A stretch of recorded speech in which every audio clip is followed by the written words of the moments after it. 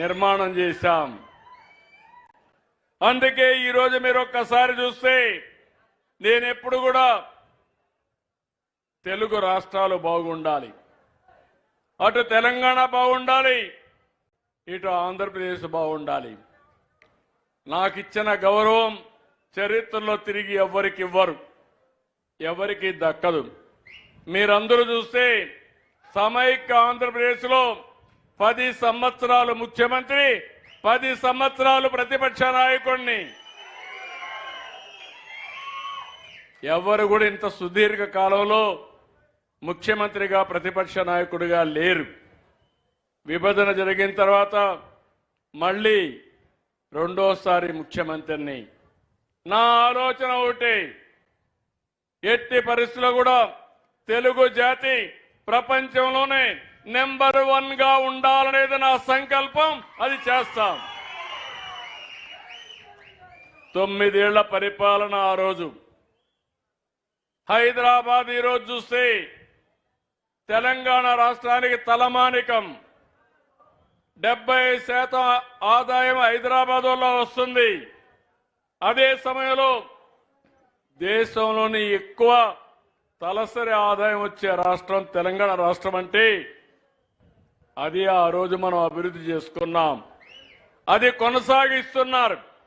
కానీ మన రాష్ట్రానికి వస్తే 5 ఏళ్లు రాష్ట్రాన్ని విధ్వంసం చేశారు, పూర్తిగా నష్టం చేశారు.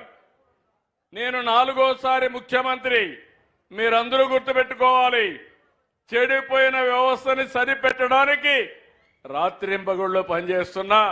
నాకు 24 గంటలు చాలడం లేదు తమ్ముళ్ళు, ఆ విషయం మీరు గుర్తుపెట్టుకోవాలి. అయితే భగవంతుడు అందరికీ 24 గంటలే ఇచ్చాడు.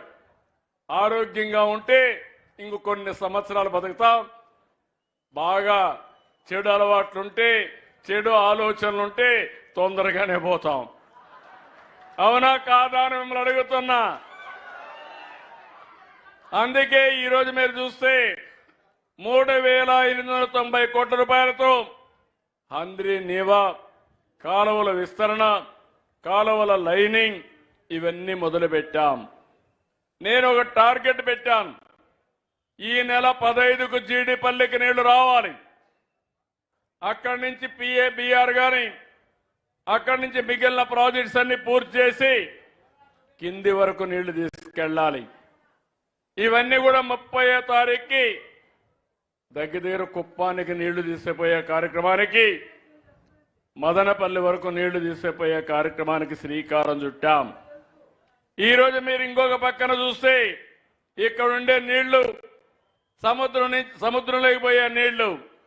ఈ విషయంలో అందరూ గుర్తుపెట్టుకోవాల్సిన అవసరం ఉంది.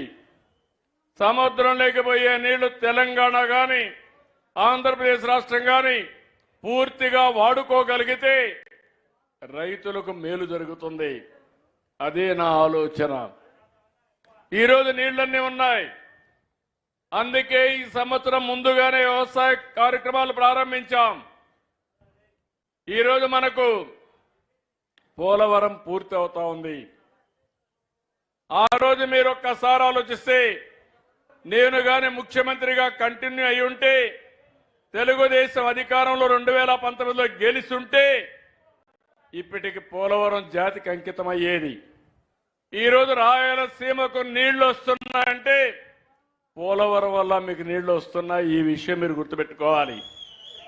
కృష్ణా డెల్టాకు మనం కృష్ణా వాటర్ వాడడం లేదు, పోలవరం నీళ్లు వాడుతున్నాం.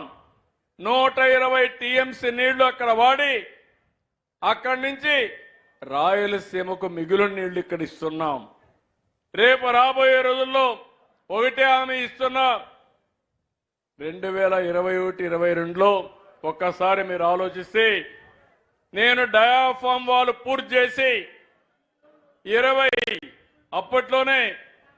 2020కి నీళ్లు ఇవ్వాలని ఆలోచించాం. పోలవరం అనేది మీరు గుర్తుపెట్టుకోవాలి. రాష్ట్ర రైతాంగం, ఆంధ్రప్రదేశ్కి ఇది ఒక పెద్ద వరం. గోదావరిలో ఈ రోజు నీళ్లు 2000 టీఎంసీ సముద్రం లేకపోతున్నాయి. ఇది ఒక్కరోజు కాదు, 100 సంవత్సరాల చరిత్ర సరాసరిన 2000